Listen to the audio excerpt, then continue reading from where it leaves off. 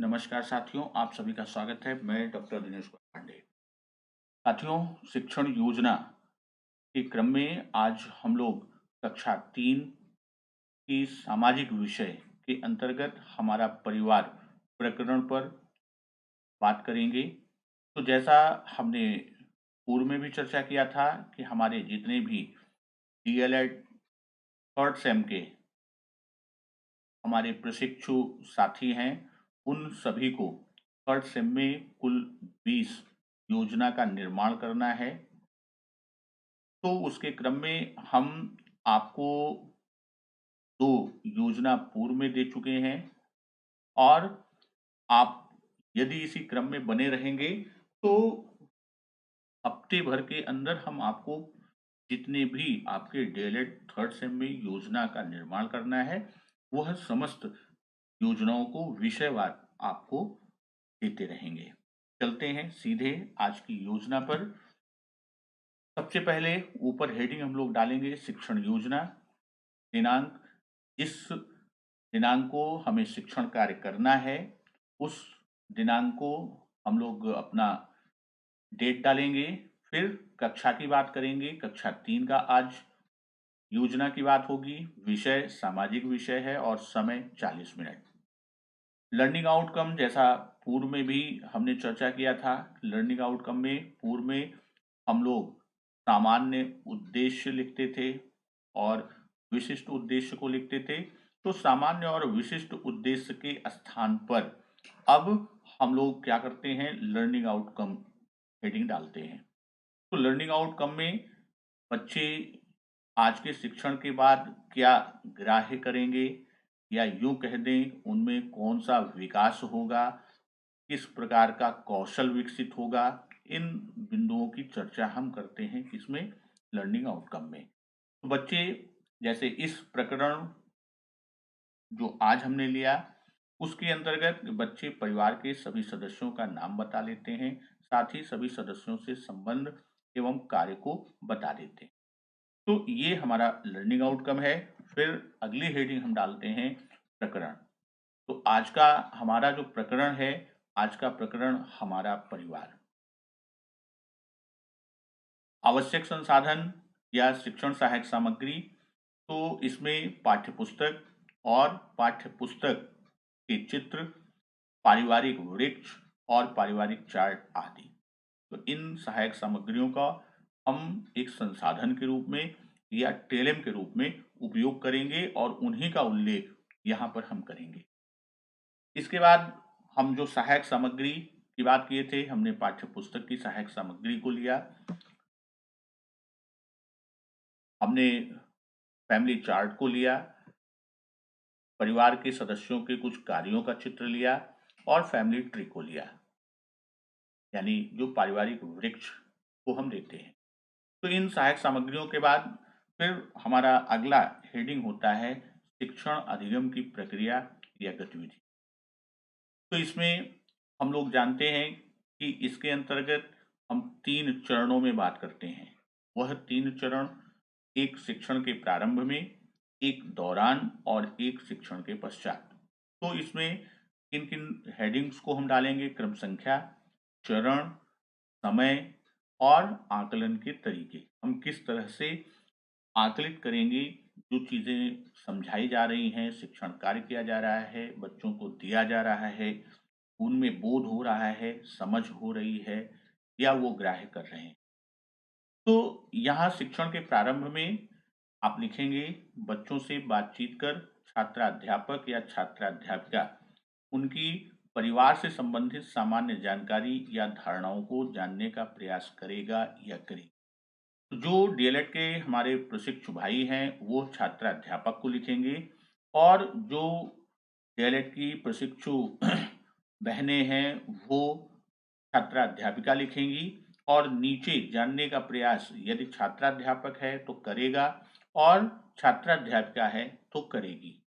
यहाँ शिक्षण के प्रारंभ में जो खंड है उसमें हम 5 से 10 मिनट का समय लेंगे और आकलन के तरीके में हम प्रश्नोत्तर का उपयोग करेंगे। प्रतिक्रिया बच्चों की जो होगी और उनकी सहभागिता को देखकर हम आकलित करेंगे। शिक्षण के प्रारंभ में हेडिंग जो है वास्तव में देखा जाए तो जो हमारा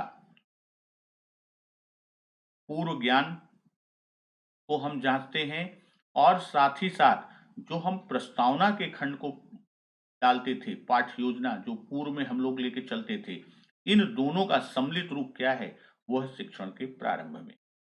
तो अब इसके आगे जैसे वह उसकी सामान्य जानकारी या धारणाओं को जानने का प्रयास करेगा या करेगी, तो उसके लिए कुछ प्रश्न जैसे हम सब कहाँ रहते हैं? छात्र उत्तर देगा। आपके साथ कौन-कौन रहता है? जिस घर में बाबा, दादी, पिता, माताजी, चाचा, चाची, भाई, बहन सभी रहते हैं उसे क्या कहते हैं? बच्चा परिवार देगा, हम उसे घर कहते हैं, हम उसे परिवार कहते हैं आदि। तो इस तरह फिर शिक्षण के दौरान उससे हम अपने पाठ का विकास करेंगे। तो पाठ के विकास में जो भी छात्र अध्यापक या छात्र अध्यापिका बच्चों के साथ गतिविधि के माध्यम से बच्चों को 2 समूह में विभाजित करके प्रत्येक समूह से परिवार के चित्र पर आपस में प्रतिभाग या चर्चा करने को कहेंगे, वो करेंगे या करेगी। तो अब छात्राध्यापक बच्चों के साथ मिलकर समूह में विभाजित कर उनके साथ जो परिवार का चित्र है उस पर आपस में प्रतिभाग करेंगे या चर्चा करेंगे, या छात्राध्यापिका बहनें हैं तो वो करेगी। और शिक्षण के दौरान का जो समय होता है वह 25 से 30 मिनट का होता है। इसमें भी शिक्षण के दौरान चूंकि हम आप जानते हैं कि मूल्यांकन हमारा सतत और व्यापक दोनों रूपों में चलता है। तो सतत मूल्यांकन हम जैसे-जैसे शिक्षण कार्य करते जाते हैं, वैसे-वैसे बच्चे का मूल्यांकन अर्थात आकलन असेसमेंट भी करते हैं। तो इसमें भी हम प्रश्नोत्तर, प्रतिक्रिया और सहभागिता को देखेंगे। तो अब जो परिवार का चित्र, मान लीजिए कोई चित्र आप बच्चे को दिखाते हैं, तो अब इस चित्र में विभिन्न चर्चाओं को किया जाएगा कि इसमें कौन-कौन दिख रहा है। हम ये भी कर सकते हैं कि बच्चा अब चित्रों को देखकर जो उसके संबंध में, जैसे मान लीजिए ये दादाजी, ये बच्चे के दादाजी या बाबा जी हैं तो बाबा लिखे और फिर बाबा जी का नाम भी। वह क्या कर रहे हैं? वह पौधों की निराई कर रहे हैं या उसकी गुड़ाई कर रहे हैं या उससे संबंधित कार्य।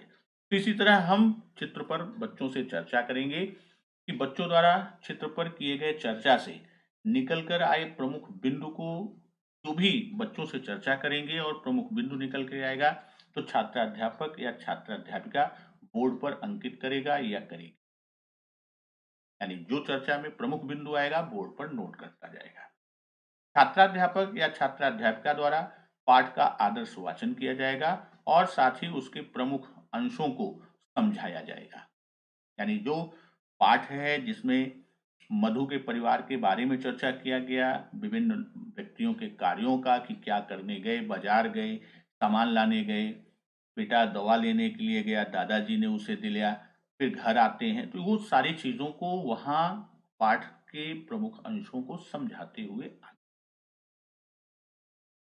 जैसे पाठ में मधु के परिवार के बारे में और परिवार के सदस्यों के बारे में छात्राध्यापक या छात्राध्यापिका चर्चा करेगा या करेगी। सभी सदस्यों के द्वारा किए जाने वाले कार्य और मिलकर करने के कार्य को छात्राध्यापक या छात्राध्यापिका चर्चा के माध्यम से बच्चों को समझाएगा या समझाएगी।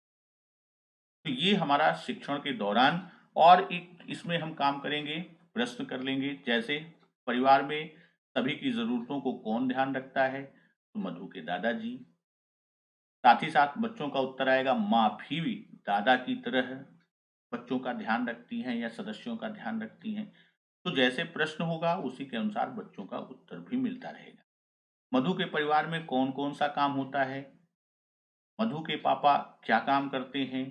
तो वह खेती का काम करते हैं और साथ में प्रेस या इस्त्री का काम भी करते हैं। बच्चों का उत्तर आपका आता रहेगा।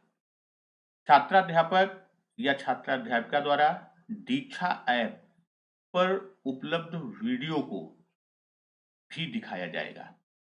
अर्थात जो दीक्षा ऐप पर वीडियो उपलब्ध है प्रत्येक पाठ से संबंधित, छात्राध्यापक या छात्राध्यापिका उसको बच्चों को दिखाएगी और फिर उस वीडियो के प्रमुख अंश पर चर्चा किया जाएगा। तो ये था हमारा शिक्षण के दौरान।